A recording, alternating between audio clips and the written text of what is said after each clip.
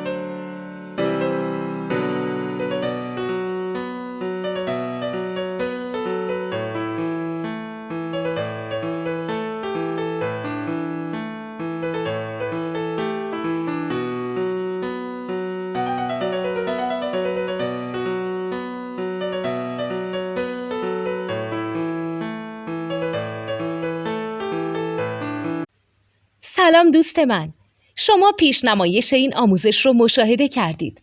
برای دیدن آموزش به صورت کامل میتونید به وبسایت نوت 2 که مرجع آموزش موسیقی هست مراجعه کنید.